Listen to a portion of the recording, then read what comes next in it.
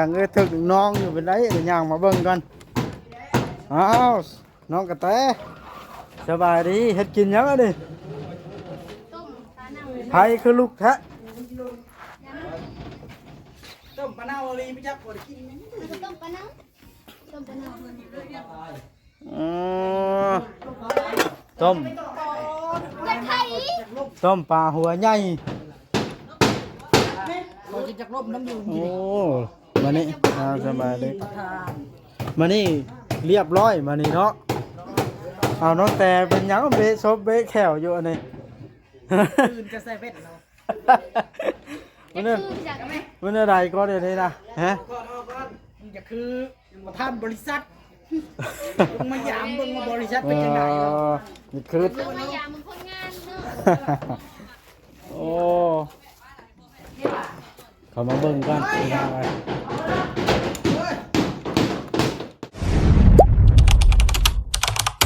อย่าลืมกดติดตามเพื่อเป็นกำลังใจให้ผมด้วยนะครับทุกคนขอบคุณมากๆครับเอาพี่น้องเลยซึ่งเปิดภาพขึ้นมานี่ก็มาฮอดจอดถึงแล้วสร้างกันอยู่ดินปั๊บหน้าดินเป็นที่เรียบร้อยก็ต่อจังเวียงสิเทเลยบ่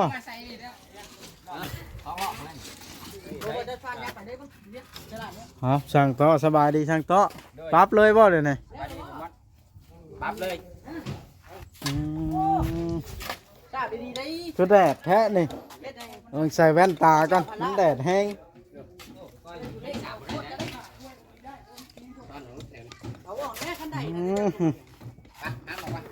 พี่น้องเลยมันเบาลี่สั่งมาแล้วว่าสั่งกระสีตัดข่าวเรียบร้อยเนาะนี่โอ้ลองอันชอลงเพจบ่ลองผู้ออกแบบผู้นึงไปใช้ยังบ่ทันมา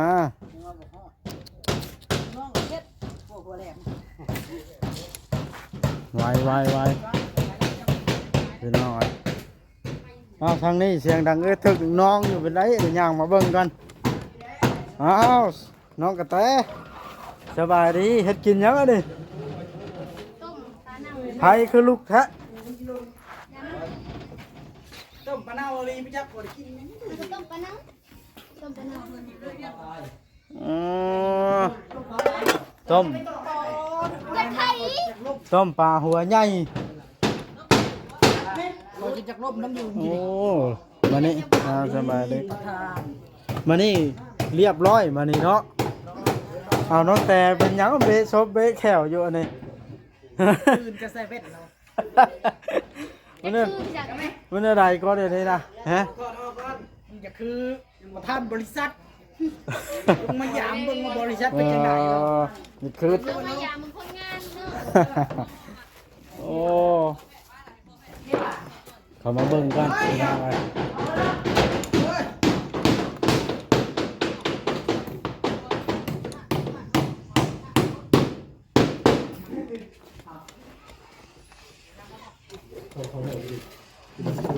สัมพันธ์มาต่อไหม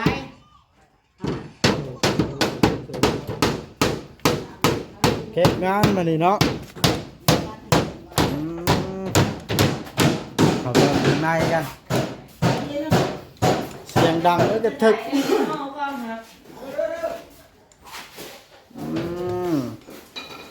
มานี่น้องชายหล่ามาเองมาตื่น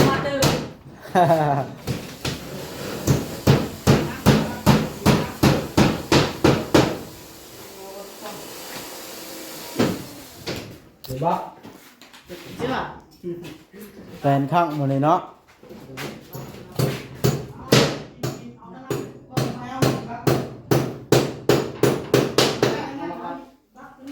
ตัดไป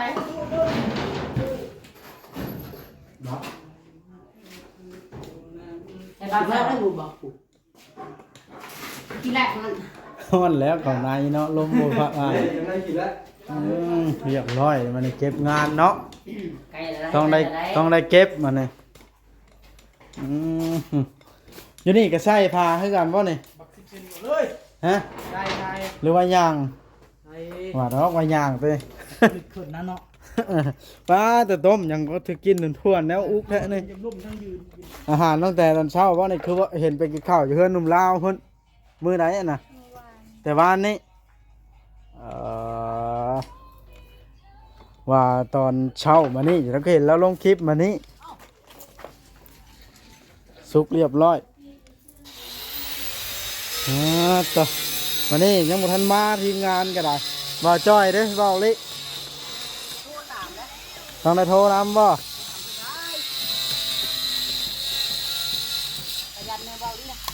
ขยันแท้นี่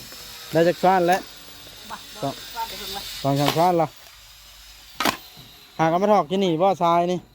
หากนมาถอกที่นี่ บ่พอกันนัดชาติไปแล้วยัง อ้าวสิกอยปูนเฮ็ดหยังอ่ะนะ ก่อนก่อนนี่ดิ เอา พอดีเลยเราไปเทได้บ่บ่ สุดยอดสุดยอดโอ้ไปตกแต่งทั้งนะตกแต่งคันใดบ่แต่เจ้าเฮ็ดให้ไผอันนี้ ปลาแก้ว เฮ็ดให้ปลาแก้วเออ คือเห็นงามแท้สนอ่ะอืม ให้เรา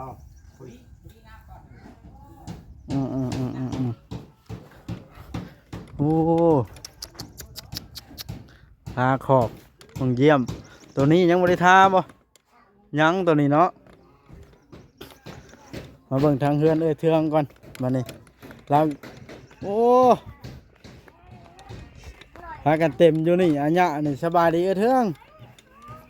เฮ็ดกินย่างมื้อนี่ ขวดแม่ขนุน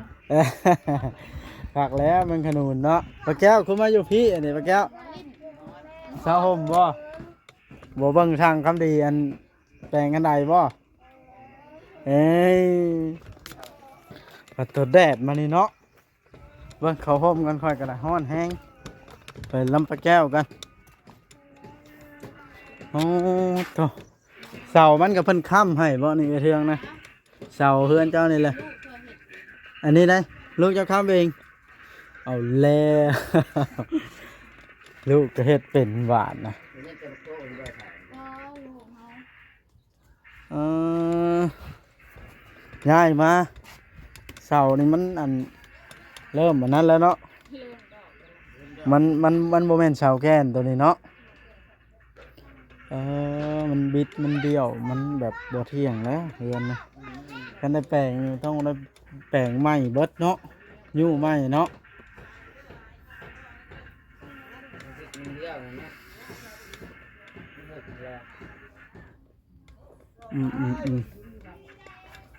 ฮ้อนแห้งพี่น้องเอ้ยมันในแดดเฮ้ย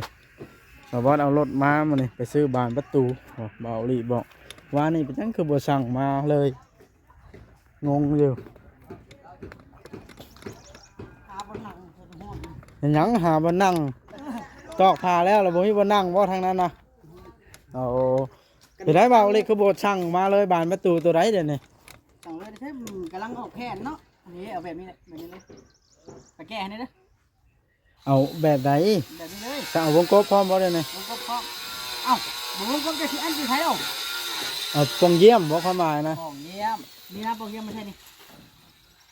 ใช่นะครับประหยัดผ่าเชื้อรา ฮ้อนแท้ซะนะเบิ่งขึ้นเทิงกัน เจ้านี่แทนเนาะอย่างแอมเราให้มาพอดีเที่ยงกันนี่แอมแนบแล้วพอดีเที่ยงกันเลยได้ปะเราตั้งเส้นตัว สร้างคำดีอันนี้เฮ็ดเทือนให้ปลาแก้วเนาะ โดย เบิ่งขึ้นก่อนเด้อฮึบฮึบฮึบนี่พี่น้องแปลนคักปานยังเฮือนปลาแก้วโอ้บ่มีเศษขี้เหงื่อจักเม็ดเลยแล้วเฮ็ดเพื่อหยังอันนี้ บละเอียดจะตื่นมาได้เก็บงานดูไหนเจองานแกะอีก เฮ็ดหยังอันนี้ ปรับซ้าย ปั๊บอันให้มันเกลี้ยงเลยบ่ได้นี่ พอได้ช่างโตแล้วสิเอาอื่นมาได้ คนละเอียดเด้ เอาอื่นมาแล้วปล่อย ว่า ดู ดอ ดินใช่ ก น้องช่างโตแม่นี่คืออ่าน อื่นช่องค้า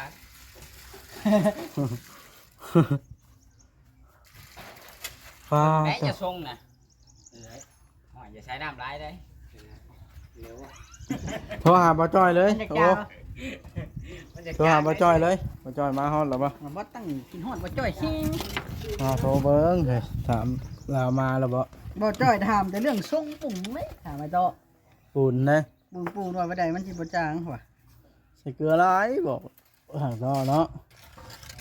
มาใส่เกลือก็จะใส่น้ำร้ายก็พอเลยนะ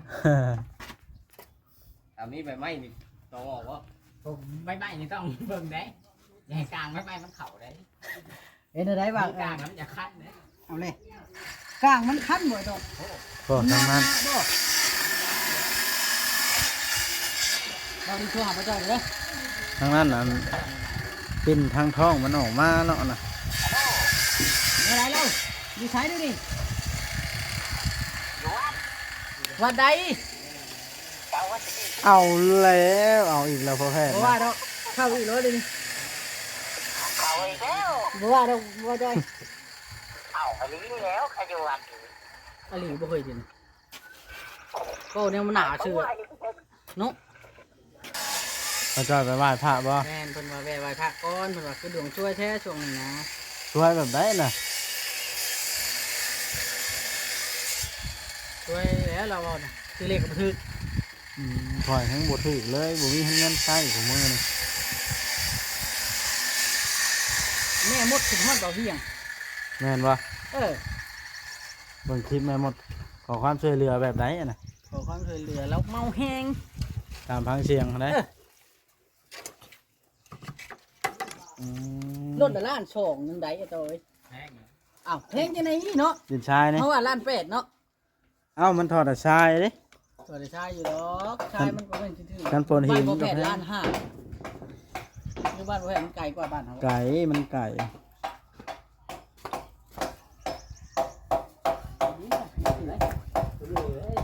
ล้านสองครับ2ล้าน2เป็นไง เศร้าเลยได้ 3ล้าน4บ่ แม่ 3ล้าน4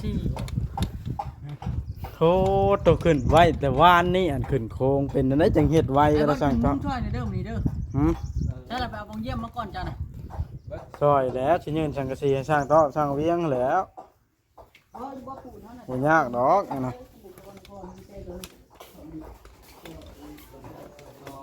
โอ้ไปน้องเอ้ย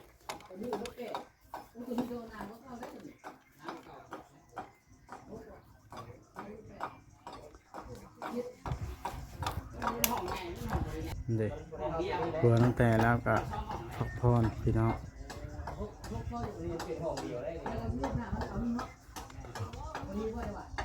อืม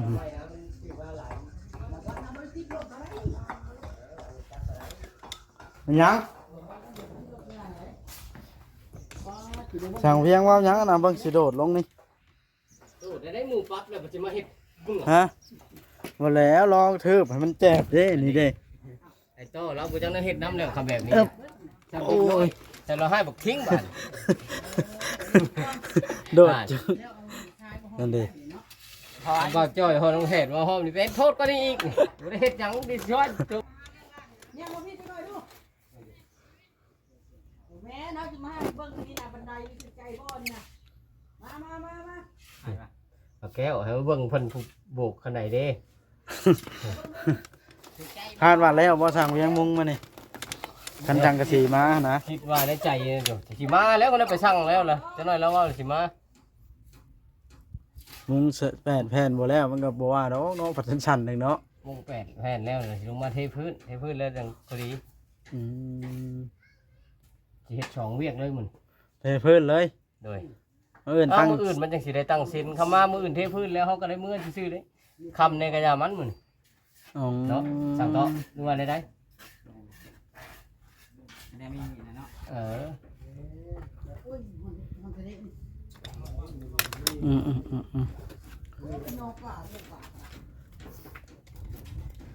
นี่แหละพี่น้องเลย มาเอาเบียร์มาลดอยู่แล้วแม่ เย็นเขาก็ล่างเย็นแห้งเนาะเห็ดกระล่างทำแบบนี้ก็เย็นข้างแห้งเนาะ แดงได้ แนวมันตะกี้เคยมีได้เฮือนแบบนี้เนาะ บ่เฮ็ดปองเยี่ยมให้แล้วบ่เนาะไว้คานหลักนี่วะ ชงไว้ตาเด้ ปองเยี่ยมไว้นี่นะเวลาตัดแล้วเฮ็ดปองเยี่ยมไว้ไข่ก็มานอนอยู่นี่โดยเฉพาะ เห็ดประตูน้อยนะว่า ประตูลิงเนาะประตู เป็นสี ลี ขาว ไผ่เนาะ จังว่าสิคัก ประตูเข้าในล่างนี่นะ หรือลองไปซื้อมั้งอ๋อมันมีทางเข้าเป็นไป พวกเฮือนหลังนั้นเฮือนพ่อบ้านลานพ่อบ้าน ช้าเด้เขาเป็นหัวช้า เรายังใช้โทรมาหับเงินกันเด้อครับตัวพี่น้องจ้างต่อจ้างเวียงปั๊บดินสิใช่ได้ใช่ก็กอดปูนนะช่างต่อเทเพื่อนอันใดว่าดอก เอาคำซีประมาณตั้งก่อนเนาะ น้ำบ่ทันยังครับ บ่ยากเราค่อยก้อยเนาะครับเสมอเนาะครับบ่ยากก็ได้เช้าแล้วของเขาสิก้อยครับจะนั่งทำไงลูกก่อนงานเขาก็ได้ก็เราไม่ได้ตัวพวกของเราเราเริ่มตกใจเลยไปช่วงเราเลยเอาดีๆเลยแค่คนเดียวเลยเจ้ามือน่ะเฉยอยู่เลยตกใจบ่กล้าเฮ็ดหยังขู่เลย ใช่ แล้วเลยก้ามันสิพิษเลยจะเอิ้นให้แน่ก็บ่แน่ได้แล้วไอ้โตทั้งหมดเราบ่แน่นะแม่หัวเจ้าน่ะเราทั้งบ่จักคนแน่แล้ว กินยาจากแม่แล้วว่า เอ้ยเจ้าจะโทษเราเป็นได้โอ้ยผู้ใหญ่ให้โทษกับผู้ใหญ่ที่ตัดสีเร็วก็เร็วน้อยโต ทัดเรียบร้อยส่วนข่าวเนาะ ป้ายลุงเนาะ เออ อัดไว้แบบนี้ครับบ่บันได ห้อนเนาะ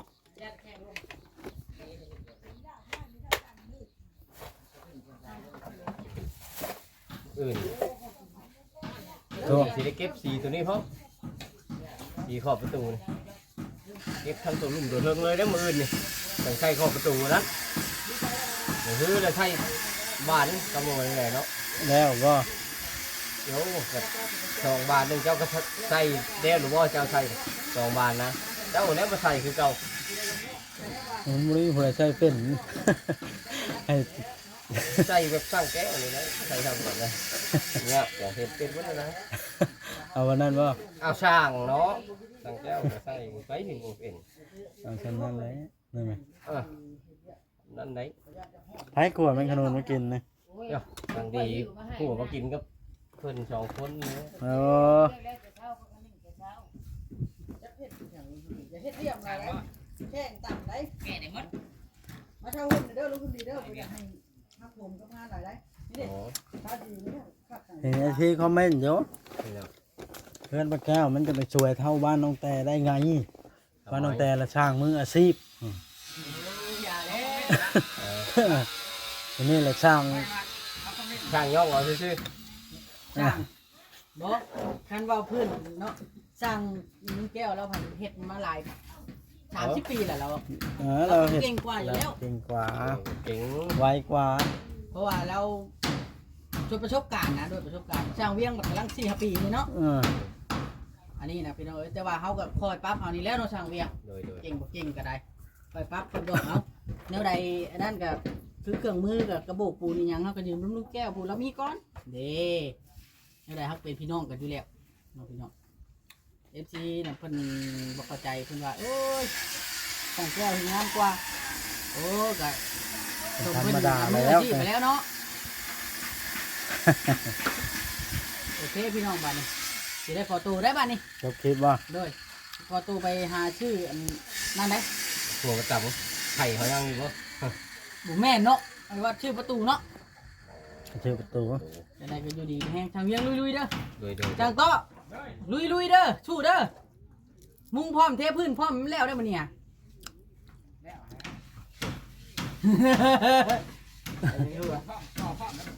ก่อพร้อม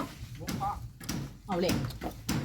เอ้บ้านนี้สบายดีทางเวียงสบายดี จบคลิปก่อนพี่น้องเลยคลิปนี้ แม่ง ก็ เจ้ากับที่เจ้าคลิปคือกันบ่ดิ